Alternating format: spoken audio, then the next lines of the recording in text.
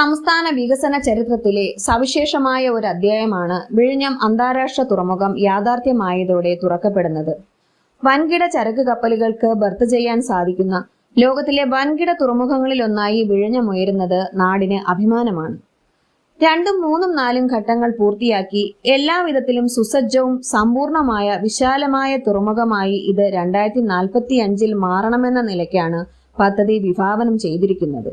എന്നാൽ 2028 വിഴിഞ്ഞം അന്താരാഷ്ട്ര തുറമുഖം സമ്പൂർണ്ണ തുറമുഖമായി മാറും എന്നത് അഭിമാനകരമായ നേട്ടമാണ്. 10,000 കോടി രൂപയുടെ നിക്ഷേപത്തിലൂടെ ഇത് സാധ്യമാക്കാൻ കഴിയുന്ന കരാർ ഒപ്പിടാൻ പോവുകയാണ്. അക്ഷരാർത്ഥത്തിൽ ഇതൊരു സ്വപ്ന സാക്ഷാത്കാര നിമിഷമാണ്. രാജ്യത്തിനാകെ അഭിമാനിക്കാവുന്ന നേട്ടമാണിത്.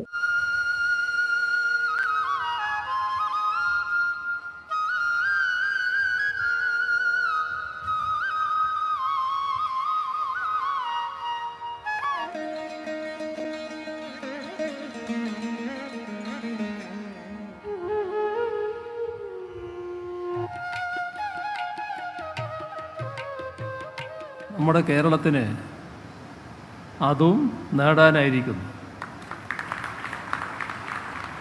ദീർഘകാലത്തെ സ്വപ്നം യാഥാർത്ഥ്യമായി തീരുകയാണ്. ഇതിന് സഹായിച്ച, ഇതുമായി സഹകരിച്ച, ആവശ്യമായ പിന്തുണ നൽകിയ എല്ലാവർക്കും കേരളത്തിൻ്റെ കൃതജ്ഞത ആദ്യമായും രേഖപ്പെടുത്തട്ടെ. നിർമ്മാണ കരാർ ഏറ്റെടുത്ത അദാനി ഗ്രൂപ്പിൻ്റെ പ്രതിബദ്ധമായ പ്രവർത്തനങ്ങൾ നല്ല രീതിയിൽ ഈ പ്രവർത്തനം മുന്നോട്ട് കൊണ്ടുപോകുന്നതിന് സഹായിച്ചു. അതിൻ്റെയെല്ലാം ഫലമായാണ് ഇന്നത്തെ ദിവസം ഈ രീതിയിൽ ഒരാഘോഷ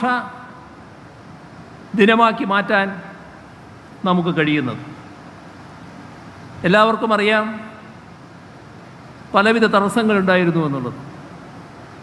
ഞാനതിൻ്റെയൊന്നും ആവർത്തനത്തിലേക്ക് കടക്കുന്നില്ല. നമ്മുടെ നാടിൻ്റെ കൂട്ടായ ഇച്ഛാശക്തിയും ദൃഢനിശ്ചയവും നമുക്കിത് യാഥാർത്ഥ്യമായേ തീരൂ എന്ന നിശ്ചയദാർഢ്യവും അതെല്ലാമാണ് ഈ പദ്ധതി യാഥാർത്ഥ്യമാക്കുന്നതിന് ഇടയാക്കിയത്. 2017 ജൂണിൽ തന്നെ ബർത്തുകളുടെ നിർമ്മാണ പ്രവർത്തനങ്ങൾ ആരംഭിക്കാൻ നമുക്ക് കഴിഞ്ഞിരുന്നു. അതിനുശേഷമുണ്ടായ പ്രകൃതി ദുരന്തം, അതിൻ്റെ തുടർച്ചയായി മഹാമാരി, അതെല്ലാം വർഷങ്ങൾ നമ്മെ പ്രതികൂലമായി ബാധിച്ചത് ഈ പദ്ധതിയുടെ പൂർത്തീകരണത്തിനായി നിശ്ചയിച്ച സമയക്രമത്തെ പ്രതികൂലമായി ബാധിച്ചുവെന്ന് എല്ലാവർക്കും അറിയാവുന്നതാണ്.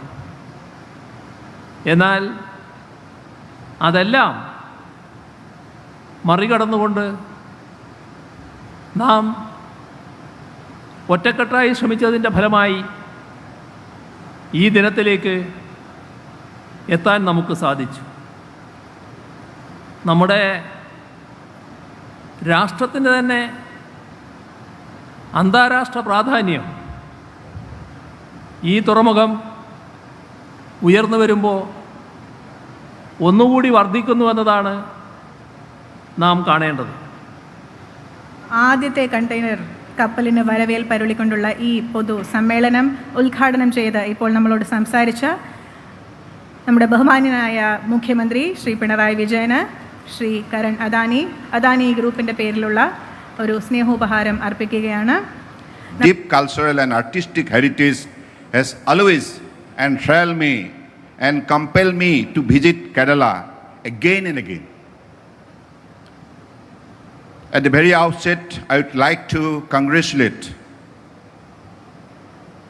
the government of Kerala for its initiative and leadership in setting up of a new benchmark in the country's maritime sector by creating a new greenfield world-class port in the country. Completed, and I am extremely humbled by the overwhelming support from the people of Vizhinjam that we received during the public hearing. I am delighted to announce that as soon as we receive the environment clearance and other regulatory approvals, the Adani Group will begin work immediately on the port's remaining phases, and I am very confident that this could begin as early as October of this year.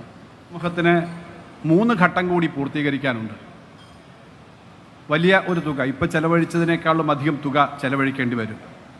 അതിനാവശ്യമായ സാമ്പത്തിക കാര്യത്തിന് യാതൊരു തടസ്സവും വരില്ല എന്ന കാര്യം ഇവിടെ പറയാൻ ഞാൻ ഈ അവസരം ഉപയോഗിക്കുകയാണ്.